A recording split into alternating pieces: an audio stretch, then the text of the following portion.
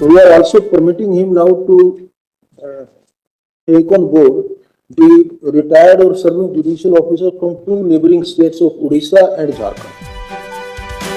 বাংলা প্রবাদেই আছে, বিপদ কখনো একা আসে না, আর যখন চলে যাবার সময় হয় তখন কিছুই ঠিকঠাক আর চলে না। আপনারা 2010-11 দেখেছেন, সিপিএম যাই করতো, বাম সরকার যাই করতো তাই ভুল হয়ে যেত। ঠিক একই অবস্থা এবারে মমতা বন্দ্যোপাধ্যায়ের সরকারের হচ্ছে, যা করছে তাই ভুল হচ্ছে, সেটাই বিপদের কারণ হয়ে যাচ্ছে। 2006-এও সবাই ভেবেছিল এই রাজ্যে পরিবর্তন হবে, 6-এ পরিবর্তন হয়নি, উল্টে সিপিএম 235-এর বেশি আসন নিয়ে ফিরে এসেছিল।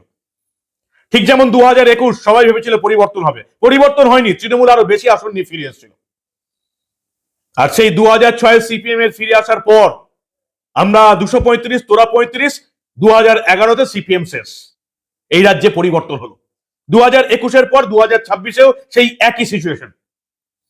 গোটা ভারতবর্ষ এই মুহূর্তে অবাক হয়ে দেখছে যে একটা রাজ্যে, ভারতবর্ষের এই মুহূর্তে 12টা রাজ্য কেন্দ্রশাসিত অঞ্চলে এসআইআর চলছে, ভোটার তালিকা সংশোধনের কাজ চলছে। মাত্র একটা রাজ্যে বিচার বিভাগীয় মানুষদের নামতে হলো নথি চেক করার জন্য। অবিশ্বাস্য ব্যাপার। আজকেও সেই সুপ্রিম কোর্টে মামলা উঠলো। এই মামলাটা আমি যতদূর জানতাম 10ই মার্চ হবার কথা ছিল, কিন্তু আজকে আমরা দেখলাম একেবারে প্রধান বিচারপতি সূর্যকান্তর বেঞ্চ, ডিভিশন বেঞ্চ জরুরি ভিত্তিতে মঙ্গলবার এই মামলার শুনানি করলো, এবং সেখানে যে সিদ্ধান্তটা উঠে এলো সেটা মমতা বন্দ্যোপাধ্যায় তৃণমূলের পক্ষে খুব একটা ভালো হলো না। কারণ সুপ্রিম কোর্টের বিচারপতিরা রিপোর্ট দিয়েছেন, তাদেরকে রিপোর্ট দিয়েছে হাইকোর্টের প্রধান বিচারপতি, এবং সেই সুপ্রিম কোর্টের রিপোর্ট অনুযায়ী, হাইকোর্টের রিপোর্ট অনুযায়ী প্রায় 250টা করে নথির নিষ্পত্তি করলেও 80 দিন সময় লাগবে এই সমস্ত নথি চেক করতে। ফলে শুধুমাত্র এই পশ্চিমবঙ্গের জেলা জাজ, সেশন জাজ, হাইকোর্টের বিচারপতি, রেজিস্ট্রার জেনারেল বা তাদের কর্মীরা এটা করলেও হবে না, 80 দিন সময় লেগে যাবে। ফলে সুপ্রিম কোর্ট আজকে যে সিদ্ধান্ত নিল, তাদের বাইরের রাজ্য থেকে বিচারপতি আনতে হবে। 3টে রাজ্যের কথা তারা ঘোষণা করে দিয়েছে, ওড়িশা, ঝাড়খণ্ড এবং বিহার থেকে বিচারপতিদের নেওয়া যেতে পারে। আপাতত এই 2 রাজ্য ওড়িশা এবং ঝাড়খণ্ড, পরবর্তীকালে বিহার, এই 3 রাজ্যের হাইকোর্টের প্রধান বিচারপতিদের সুপ্রিম কোর্টের প্রধান বিচারপতির বেঞ্চ থেকে আজকে নির্দেশ চলে গেছে, যদি কলকাতা হাইকোর্টের প্রধান বিচারপতি তাদের সাহায্য চান তাহলে তারা যেন সাহায্য করেন। ঝাড়খণ্ড, ওড়িশা এবং পরবর্তীকালে বিহার থেকে 3 রাজ্যের হাইকোর্ট থেকে বা 3 রাজ্যের অন্যান্য জেলা আদালতগুলি থেকে বিচারপতিরা আসবেন পশ্চিমবঙ্গের ভোটারদের নথি চেক করতে।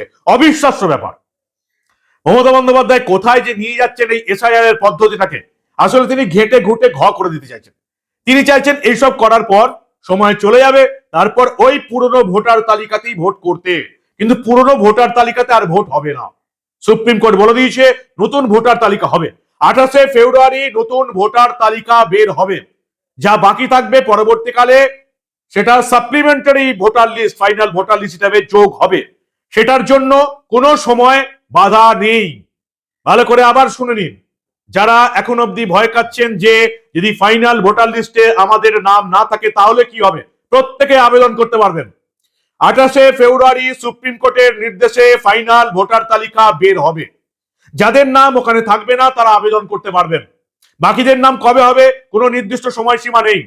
নথি চেক করে এমনকি ভোটের দিন কোন ঘোষণা হয়ে গেলে, মনোনয়নের দিন এসে গেলে, মনোনয়নের দিন পেরিয়ে গেলে এই ভোটার তালিকা, ফাইনাল ভোটার তালিকার সাপ্লিমেন্টারি ফাইনাল ভোটার তালিকা প্রকাশ করতে পারবে নির্বাচন কমিশন। আজকে সুপ্রিম কোর্ট রায় দিয়ে দিল।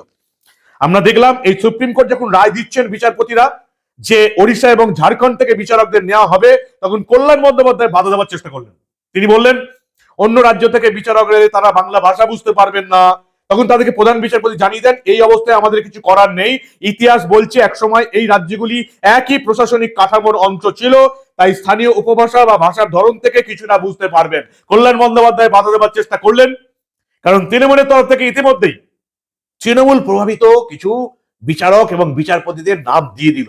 এটাই এই মুহূর্তে আমাদের রাজ্যের সবচেয়ে লজ্জাজনক ইতিহাস। কারণ বিভিন্ন কোর্টে, ব্যাংসাল কোর্ট থেকে শুরু করে হাইকোর্ট থেকে শুরু করে নিম্ন আদালতগুলি কথা তো ছেড়েই দিলাম, বিচারক বিচারপতিরাও এখন তৃণমূলের হয়ে কাজ করছেন। ব্যাংশাল কোর্টে কি হয়, পুলিশ কোর্টে কি হয়, আমার চেয়ে বড় ভুক্তভোগী আর তো কেউ নেই। পুরোপুরি তৃণমূলের হয়ে তৃণমূলের পুলিশ প্রশাসনের উপর এই পুলিশ কোর্টগুলোতে রায় দেওয়া হয়।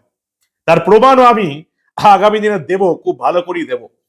ফলে এই ওড়িশা এবং ঝাড়খণ্ড থেকে বিচারকদের নেওয়া হবে। ঠিক কি হলো আমার মুখ থেকে শুনতে হবে না, একেবারে সুপ্রিম কোর্টের প্রধান বিচারপতির এজলাসে, ডিভিশন বেঞ্চে ঠিক কি হলো ভালো করে দেখুন এবং বোঝার চেষ্টা করুন। We are also permitting him now to take on board the retired or serving judicial officer from two neighboring states of Odisha and Jharkhand. Fair, And we are requesting the chief justice of both those high courts also fair enough. to provide, because that's the only. That's fair. That's fair. Only one thing can I similar, that only the judges who are holding the NDPS court and the judges who are holding the POSCO court, they have been requisitioned up till yesterday. The honorable judges, the learned judges who are holding the NDPS court, NDPS and the POSCO, they have been requisitioned, not the judges from the civil side. Those are That we will leave or the chief justice. So that's the Leave it to the chief. That has to be completely his lordship prerogative. yeah. We will not say anything. No, we agree, Maharaj. I think that's for sure. But if the judges come from the different states, they will not understand the Bengali melody. If the given situation, because there are two, after one state is providing assisting officer, the other commission is being providing. The only way out is neighboring state, let's go by the history also, part of Jharkhand, part of Odisha was part of Bengal at one point. Correct. People still understand the local dialect. People have some, at least some familiarity with that. And there is no, sending from Delhi, sending from Rajasthan, Punjab, Haryana is completely irrelevant. They can't perform, only the neighboring states can do it. And that of course we are giving to the, we are only strengthening hands of. That too only. That would, yes, that's right. That should be last option. কারা কারা থাকবেন এই পরিস্থিতি মোকাবেলা করার জন্য প্রধান বিচারপতি সূর্যকান্ত পরিষ্কার জানিয়ে দিয়েছেন, নথি যাচাইয়ের এই কাজে হাইকোর্টের প্রধান বিচারপতি 3 বছর বা তার বেশি সময়ের অভিজ্ঞতা সম্পন্ন সিভিল জাজ, সিনিয়র ও জুনিয়র ডিভিশন পদমর্যাদার অফিসারদেরও অন্তর্ভুক্ত করতে পারবেন। ওড়িশা এবং ঝাড়খণ্ড হাইকোর্টের প্রধান বিচারপতিদেরও তিনি নির্দেশ দিয়েছেন, অনুরোধ করেছেন কলকাতা হাইকোর্টের প্রধান বিচারপতির কাছ থেকে কোনো আবেদন এলে তা সহানুভূতির সঙ্গে এবং জরুরি ভিত্তিতে বিবেচনা করতে হবে। আজকে আরো একটা জিনিস হয়েছে, আধার কার্ড। রাজ্য সরকারের তরফ থেকে আবার আধার কার্ড নিয়ে বলা হলো, কেন আধার কার্ডকেই যোগ্য নথি হিসাবে বিবেচনা করা হবে না? তার উত্তরে প্রধান বিচারপতি সূর্যকান্তের বেঞ্চ কি বলল এবং কমিশন কি বলল, কিভাবে বাংলা গোটা দেশের সামনে একেবারে আমাদের নির্লজ্জের মতন পরিস্থিতি হলো দেখুন একবার। পরিষ্কার উঠে আসছে যে এই দেশের সমস্ত জালি ভোটার কার্ড এই পশ্চিমবঙ্গ থেকেই তৈরি হয়। দেখুন সেই নির্লজ্জের দৃশ্য, ভোট দেওয়ার আগে এগুলো মনে রাখবেন। দেখুন আপনারা। Throughout the country, most of the Aadhaar is made in the border districts. So I only request him, my lord, if Lordship can add some one para, one line, my lord, to control this fake documents like Aadhaar, etc. my lord. No, They have already. It has seen in, my lord, throughout the country. Two things. Whenever there are Bangladeshi Rohingyas are captured by the police, the Aadhaar is from the Bengal. The document is from the Bengal. This is the practical situation. how many documents you want I am from the Uttar Pradesh? I am placing it before the Lordships with utmost responsibility, my lord, and request. This is the practical situation. Mr. Pade, it may or may not be, because it will require a deeper probe. But this is not the timing of that probe, because the list we are misunderstood by anyone. Let the right atmosphere and environment. Yes, yes, my lord. But please see the consequence of this For that. my lord, direction in future. Because this SIR will become the benchmark for Mr. Upadhyay, the best thing is the Solicitor General is there to make a representation to the Union of India to amend the Representation of People's Act. and even Aadhaar. Even Aadhaar, which allows the Because we are dealing with the Representation of People's Act, the law as it stands. Whichever amendment needs, whichever enactment needs amendment. Let Mr. Upadhyay approach the Solicitor. I understand this is not, my lord, the This proceeding. cannot be our forum for discussion on this.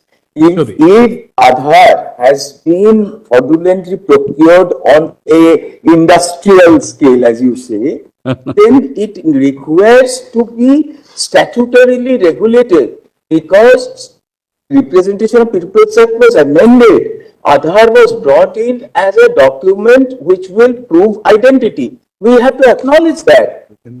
But my lord, Help us in that. then lordships, approach the union of. lordships have reiterated the previous order, my lord. If lordships can say They have clarified. Aadhaar only, Not be a- identity only, if lordships add only one word, only, it will become crystal clear. We have already clarified, and Our order is this very clear. order also, Honorable Chief Justice said, for the purpose of identity. Correct. So there is no question of citizenship being And canvassed. our through other Aadhaar. judicial order. কি উঠে এলো আজকে supreme কোর্টে? প্রধান বিচারপতি বললেন যাচাই প্রক্রিয়া করবে নির্বাচন কমিশনের জারি করা বিজ্ঞপ্তি অনুযায়ী এই যাচাই প্রক্রিয়া হবে। 14 ফেব্রুয়ারির আগে জমা পড়া নথি গ্রহণ করা হবে। অতিরিক্ত তালিকা প্রকাশ হবে, তাও 28 ফেব্রুয়ারি প্রকাশিত তালিকা হিসেবে ধরা হবে, যে অতিরিক্ত তালিকাটা এরপরে ফাইনাল ভোটার লিস্ট হিসেবে প্রকাশিত হবে।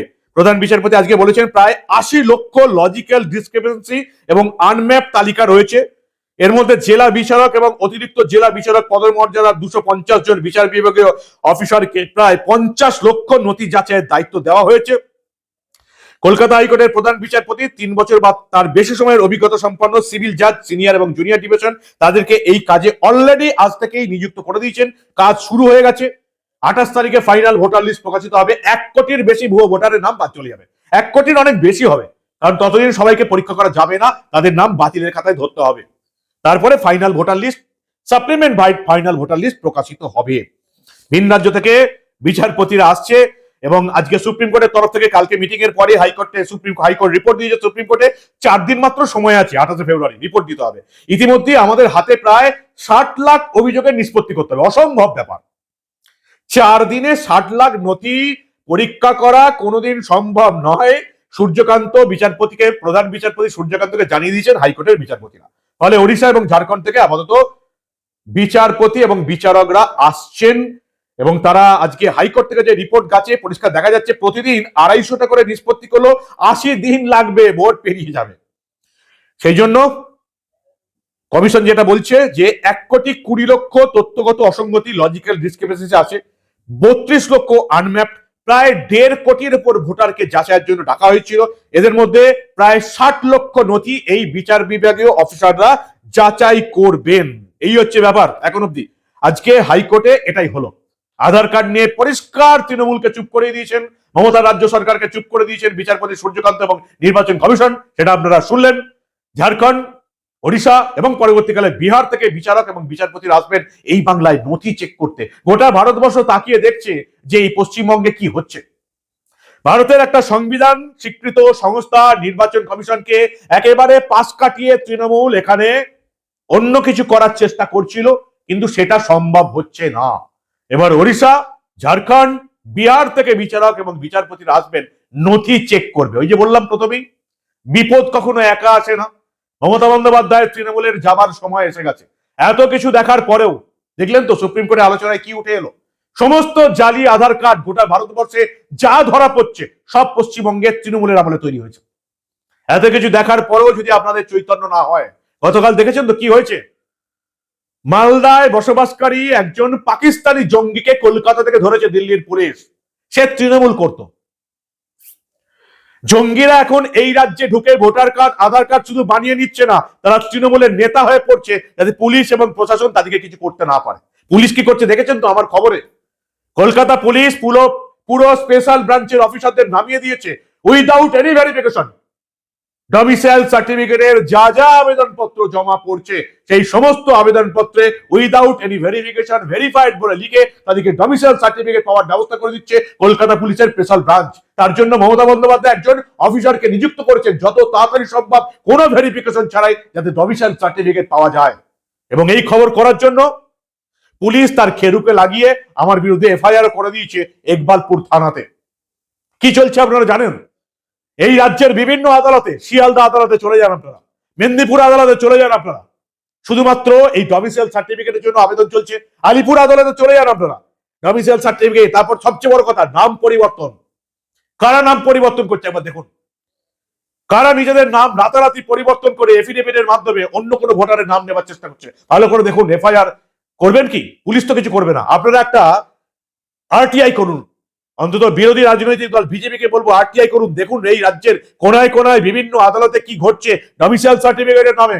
নাম চেঞ্জের নামে কি ঘটছে ভালো করে তাকিয়ে দেখুন। অভূতপূর্ব দৃশ্য, অভূতপূর্ব দুর্নীতি, ভাবা যায় না। এত কিছু দেখার পরেও এই চোর দুর্নীতিবাজ তোষণবাজের সরকারটাকে আপনারা কতদিন সহ্য করবেন? যারা নিজেদের দলে পাকিস্তানের লস্করি তৈবা জঙ্গিদের আশ্রয় দিচ্ছে, পুলিশ এবং প্রশাসন কিছু করছে না, এই রাজনৈতিক দলটাকে কতদিন সহ্য করবেন? পশ্চিমবঙ্গ শুধু বিপদে নেই, মমতা তৃণমূল 2026-এ যদি ফিরে আসে গোটা ভারতবর্ষ বিপদে পড়ে যাবে। দুয়ারে বিপদ আপনাদের। কবে আপনাদের জেগে ঘুমিয়ে থাকা ঘুম ভাঙবে? এত কিছু দেখার পরেও যারা তৃণমূলকে ভোট দেবে তাদের গায়ে মানুষের চামড়া আছে বলে আমি অন্তত বিশ্বাস করি না। কেউ আপনাদের বাঁচাতে পারবে না, আপনারা নিজেরা ছাড়া। ওই আমি যেটা বারবার বলি, যতই আপনারা তারকেশ্বরে যান বাবার মাথায় জল ঢালতে, যতই তারাপীঠে যান মায়ের পায়ে জল ঢালতে, বাবা মা কেউ আপনাদের বাঁচাতে পারবে না, আপনারা নিজেরা ছাড়া। এই মমতার তৃণমূল দলটাকে হারাতেই হবে, কোনো উপায় নেই, কোনো রাস্তা নেই। ভয়ঙ্কর খেলা খেলছে শুধুমাত্র গদি রাখার জন্য। ভাতার বিনিময়ে 5 বছর গদি রাখবো, ব্যাস 5 বছর যত সম্ভব লুট করে যাব, জঙ্গিদের আশ্রয় দেব, আর পশ্চিমবঙ্গের পাশাপাশি গোটা ভারতবর্ষটাকে বিপদে ফেলে যাব। এটাই হচ্ছে তৃণমূলের নীতি। এই দলটাকে যদি 26-এ হারানো না যায়, এই রাজ্য বিপদে পড়ে যাবে, রাজ্যবাসী বিপদে পড়ে যাবে, গোটা দেশ বিপদে পড়ে যাবে, শুধুমাত্র আপনাদের একটা ভোটের জন্য। গায়ে মানুষের চামড়া থাকলে কেউ তৃণমূলকে ভোট দিতে পারে না। আর এর পরেও, এত কিছু দেখার পরেও যারা তৃণমূলকে ভোট দেবে তাদের ভয়ঙ্কর কর্মফল এই জীবনেই শোধ করে যেতে হবে, এটাও মনে রাখবেন। কি বলবেন আপনারা? সব তো দেখছেন। আপনাদের মূল্যবান এবং গুরুত্বপূর্ণ মতামত জানান দা নিউজ বাংলার কমেন্ট সেকশনে। দেখতে থাকুন দা নিউজ বাংলা। আমরা আবার এই রাজ্যে ঘটে যাওয়া এসআইআর সংক্রান্ত, ভোটার তালিকা সংশোধন নিয়ে এমন অনেক ঘটনায়, কলকাতায় ঘটুক, নির্বাচন কমিশনে ঘটুক বা সুপ্রিম কোর্টে ঘটুক, এমন অনেক ঘটনায় চেপে রাখতে দেব না।